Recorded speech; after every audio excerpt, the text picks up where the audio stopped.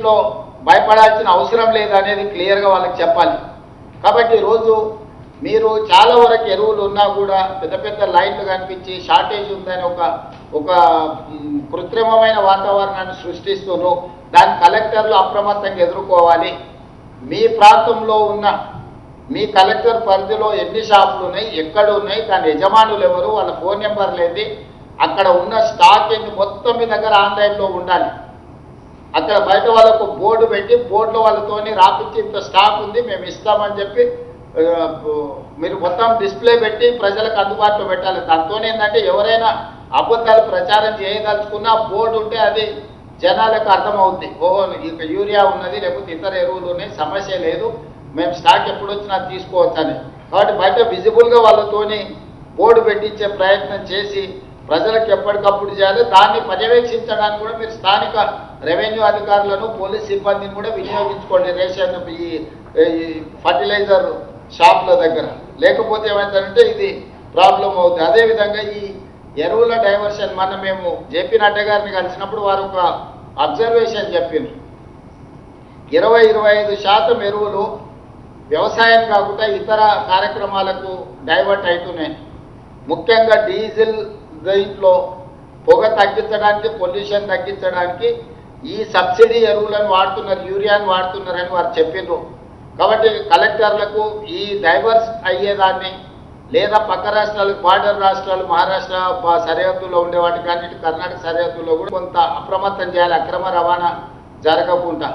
ఈరోజు ఇతర వ్యాపారాలకు కమర్షియల్లో కొనుక్కోవాల్సిన యూరియా ఈరోజు సబ్సిడీలో అగ్రికల్చర్కి ఇచ్చే యూరియాని వాళ్ళు దారి మళ్లిస్తున్నారని చెప్పి కేంద్ర మంత్రి మాకు చెప్పడం జరిగింది.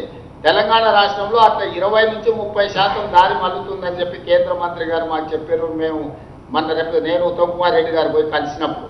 సో ఈ సందర్భంగా ఇప్పటివరకు నేను అది నోటీస్ చేయలేదు, అధికారులు కూడా నోటీస్ చేసినో లేదో నాకు తెలియదు. నేను క్లియర్గా కేటగారికల్ ఇన్స్ట్రక్షన్స్ ఇస్తున్న కలెక్టర్లకి తక్షణమే వ్యవసాయాన్ని కాకుండా ఇతర వ్యాపార అవసరాలకు యూరియా ఎవరు దారి మళ్లించినా కఠినంగా వ్యవహరించండి, క్రిమినల్ కేసులు పెట్టండి. ఎవరున్నా కూడా ఎవరిని స్పేర్ చేయాల్సిన అవసరం లేదు. రైతుల కంటే మనకి ఇంకెవ్వరూ ప్రాధాన్యత కాదు. రైతులకు నష్టం జరిగే పని, రైతులకు కష్టం జరిగే పని ఎవరు చేసినా కూడా వాళ్ళని ఉపేక్షించడానికి వీల్లేదు. ఖచ్చితంగా మీరు వాళ్ళకి సంబంధించిన నిర్ణయాలు తీసుకోండి. తర్వాత ఈ యూనిట్లపై అంటే ఈ యాడ్ బ్లూ అండ్ డిఈఎఫ్ తయారీ యూనిట్లపై కూడా కఠినమైన అదే దీంట్లో ఒక నిఘా పెట్టి వీళ్ళ మీద కూడా చర్యలు తీసుకోవాలనేది కేంద్ర ప్రభుత్వం నుంచి మనకు ఆదేశాలు ఉన్నాయి. టోల్ ఫ్రీ నెంబర్ కూడా ఉన్నాయి. టోల్ ఫ్రీ నెంబర్ను కూడా ఫిర్యాదుల కోసం ఇట్లాంటివి వస్తుంది కదా, దాని కలెక్టర్లు అందరూ షాప్ల ముందర డిస్ప్లేలో రాపించి పెట్టండి.